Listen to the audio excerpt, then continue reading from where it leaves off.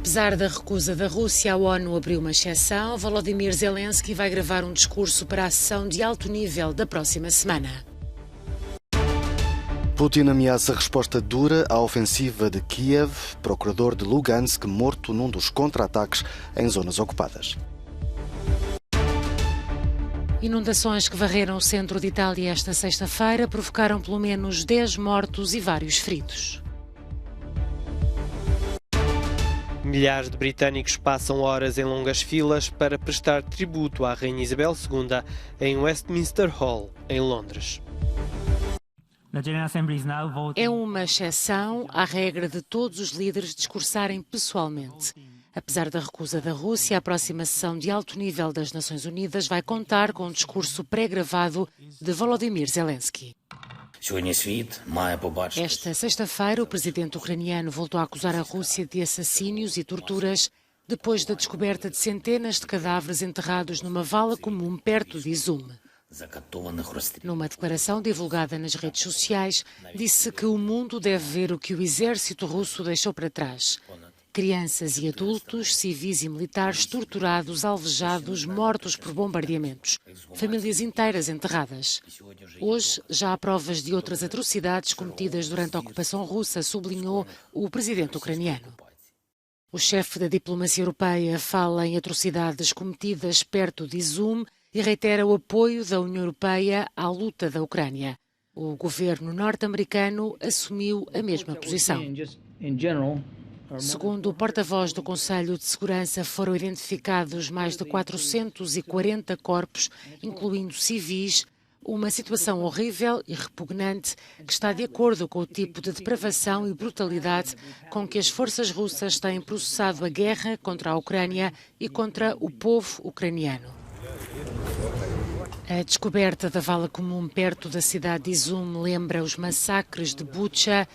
Muitos dos corpos têm as mãos atadas e muitos mostram sinais de tortura.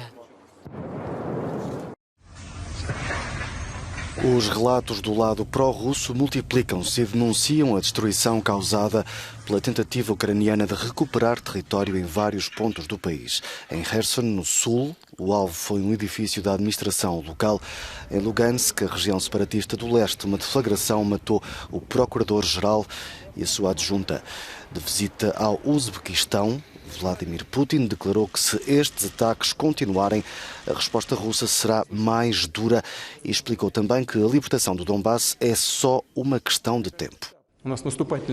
Nas palavras do presidente russo, as operações ofensivas nessa região não pararam.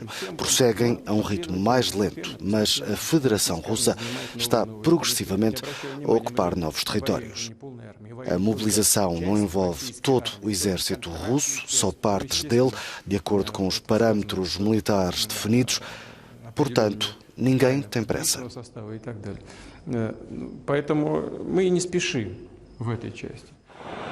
Dito isto, Moscou continua a divulgar imagens da intervenção militar russa nas chamadas zonas de operação especial e garante que avança cada vez mais no terreno. Do lado ucraniano, o mesmo, com a propagação de imagens de equipamento russo destruído e abandonado no leste do país. A chuva forte e as inundações que atingiram a região centro de Itália provocaram pelo menos 10 mortos e vários desaparecidos. As autoridades falam numa bomba de água. 400 milímetros de chuva caíram em 3 horas, inundando as ruas de várias cidades, principalmente nas províncias de Ancona e Pesaro Urbino. Gabriel Balducci e a família tiveram sorte porque vivem no primeiro andar. Do terraço conseguiram ver uma massa de água repentina que subiu de 50 centímetros para 1,40 m em menos de 10 minutos. Aurora Marcuri conta que quando chegou a casa a situação era dramática. O espaço já não é habitável, deitou tudo fora e não sabe se e quando será possível voltar a viver ali.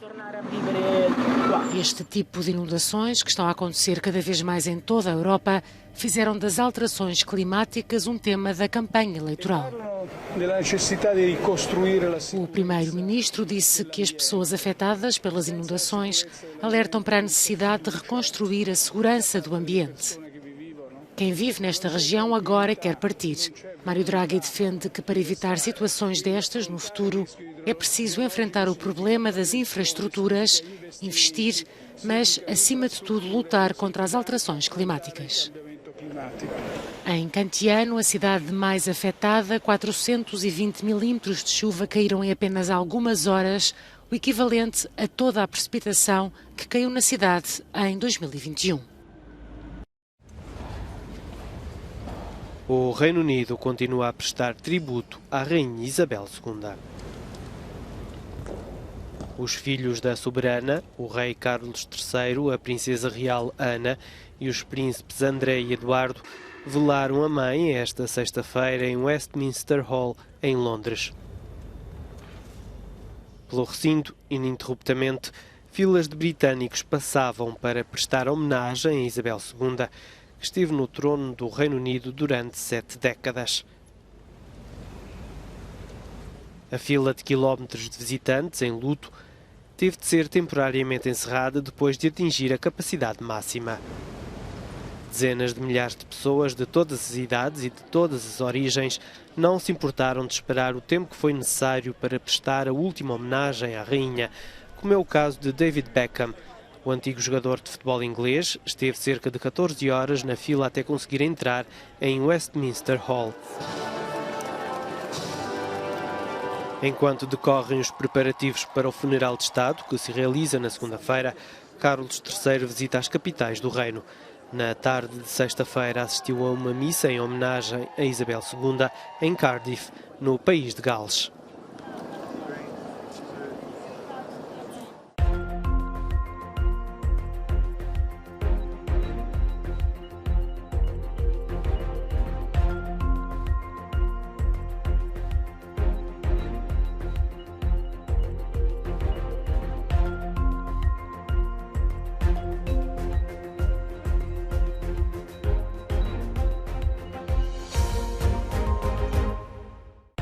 Oito chiitas da Namíbia chegaram este sábado à Índia. Fazem parte de um projeto para reintroduzir os grandes felinos no país, onde foram declarados extintos em 1952.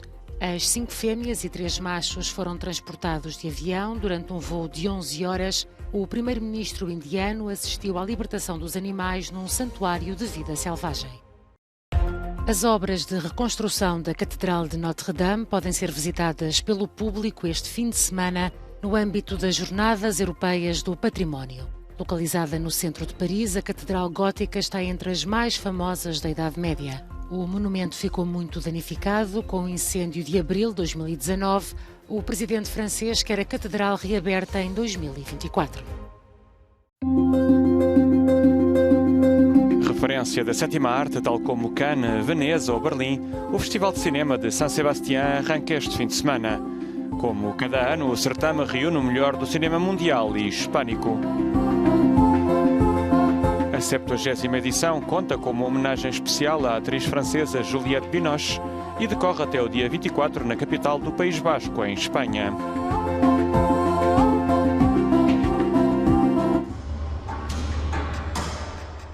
Em Paris, o Centro Pompidou oferece uma retrospectiva de Gérard Garouste, artista inclassificável nascido em 1946 e considerado um dos mais importantes pintores contemporâneos de França.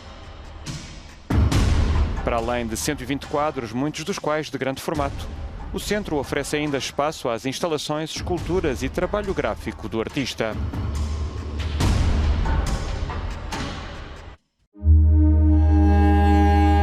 Donatello foi um dos fundadores do Renascimento italiano, com um trabalho que se distinguiu pela inovação técnica e que revolucionou os hábitos artísticos da época. A Gemäldegalerie Galerie de Berlim propõe a mais vasta retrospectiva do mestre do Renascimento florentino, com mais de 90 obras, algumas das quais reunidas pela primeira vez numa mesma exposição. O resultado, uma história de Donatello, que é também uma história do Renascimento.